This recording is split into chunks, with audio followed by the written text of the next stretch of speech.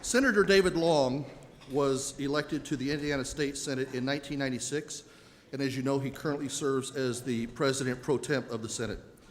He has a very strong and long pro-life record for which we are most grateful.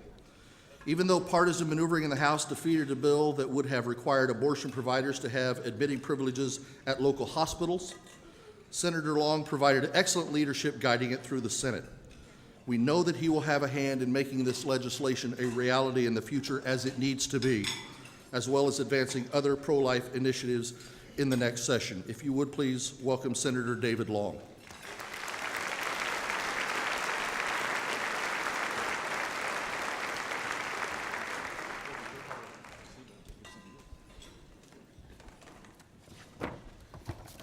Well, good evening.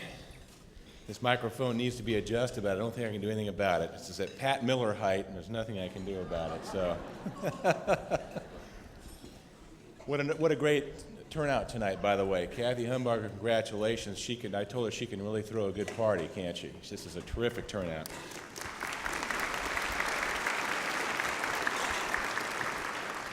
Well, I've known Nelson Peters for more years than I'd like to admit. He and I first met years ago as Allen County Young Republicans. Obviously, it goes without saying that was many years ago. But we became fast friends when Nelson agreed, against his better judgment, to become the campaign manager for my first city council race. He'll tell you that his favorite memory from the campaign was Election Day. I had admonished him over and over that he had to be at my front door at 5 a.m. so we could be shaking voters' hands when the polls opened at 6. So I sagely told him, Nelson, timing is critical. Be there. So imagine my horror when early in the morning of Election Day, I hear a hard knocking on the door. I spring out of bed, I look at the clock, it's 5 a.m., the alarm didn't go off at 4 a.m., probably because I forgot to set it.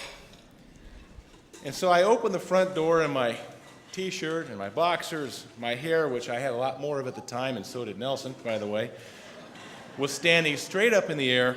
I looked like I'd just been run through the spin cycle of a washing machine. And all Nelson could do was stare at me with his jaw dropping for one long moment, and then he just burst out laughing.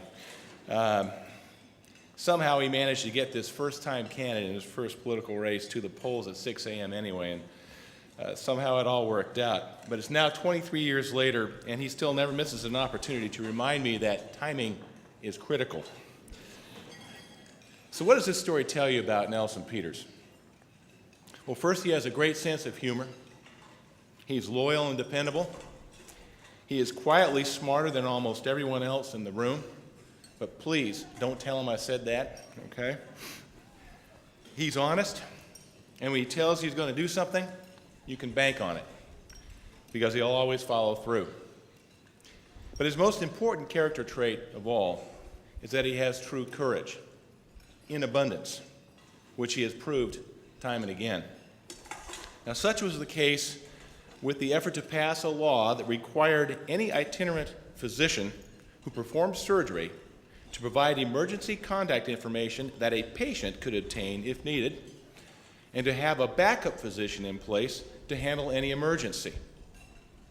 There have been several cases of an out-of-state doctor coming to Indiana to perform an abortion and then leaving immediately and returning back home while the patient suffered post-surgical complications.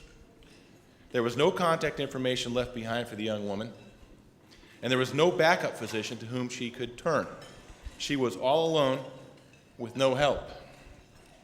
Dr. Jeff Cly and the Allen County Right to Life group brought their concerns about this serious problem to the attention of several state legislators, myself included, and also Senator Cruz.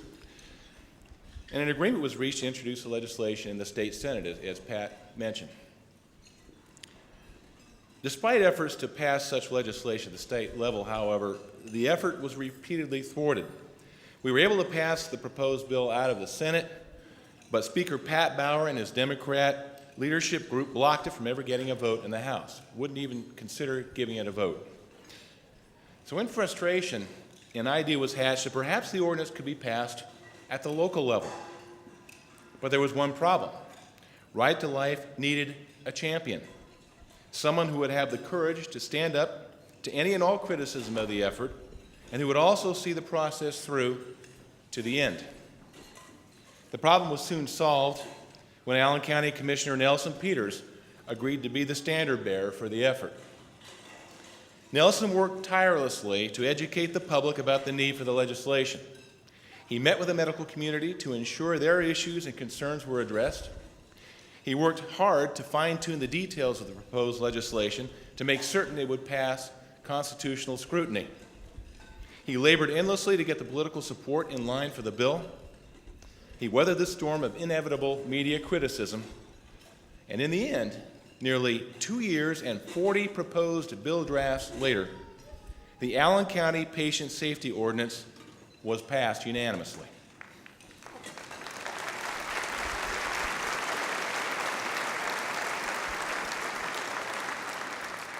Now, the inevitable legal battles followed, but this past August, the U.S. District Court ruled that the key components of the new law were constitutional and could go into effect. It is now the law in Allen County and is being emulated in other counties around the state. And it would not have happened but for the courageous and determined leadership of Nelson Peters. I can therefore think of no person more deserving of receiving the first Daniel Award for Excellence in Pro-Life Public Policy than my good friend and your good friend and a true champion and friend for the cause of life, Nelson Peters. Please join me in giving him a well-deserved congratulations.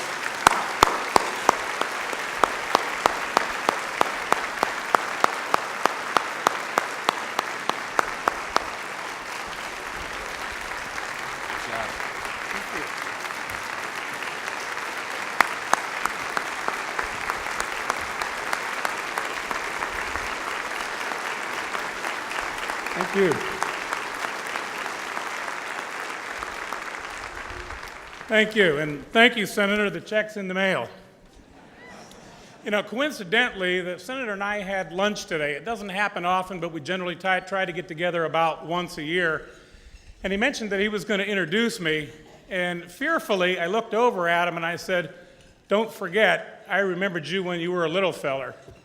I don't know if you can imagine David as a little feller. He's done great things for us at the state, and he's been a great inspiration for me throughout my political career. Senator, I want to thank you for that. Thank you all. This is really a little bit humbling. However, you know, accepting an award like this when I know that there are so many others of you in this room tonight who are so much more deserving than I am. I heard somebody, and I'm sure erroneously, once say that it takes a village to raise a child. While I still believe that the family is the best place to raise a child, I've realized that it does take a village to get a piece of legislation like the Patient Safety Ordinance through. But it's through your efforts, and it's through the efforts of people like Kathy Humbarger and individuals like Jim Howard and Adam Mildred and Doctors Tyndall and Cly and Rumsey and Pond and Fernandez and Eastland and Commissioner Bloom and Brown that the Patient Safety Ordinance became a reality in Allen County. So while I merely served as the conduit to help continue the conversation, it's really all of you and all of them that deserve this award. Now, I'd be a little remiss if I didn't tell you how this ordinance is actually working in Allen County. About 3 weeks ago, as Kathy Humbarger is prone to do, she emailed me, and she said, the abortion clinic that does chemical abortions in Allen County is probably not as compliant as it ought to be. Can you look into that? Well, after contacting the Department of Health and having them investigate, I did in fact learn that the clinic had agreed not to perform those procedures until they came into full compliance with the law. To my knowledge, today there have been no additional chemical abortions at that facility since that time. So the law is working in Allen County.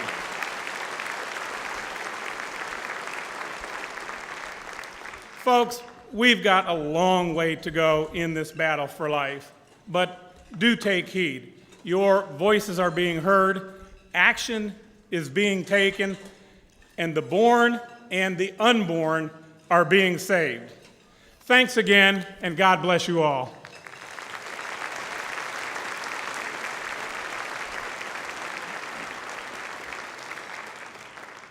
Nelson, we have a little award for you, the Daniel Award for Excellence, first one. And there's a photographer out there that Kathy told me if I don't step to the side of the podium, she will shoot me and I won't be able to finish dinner. So here we go. This is for you, buddy.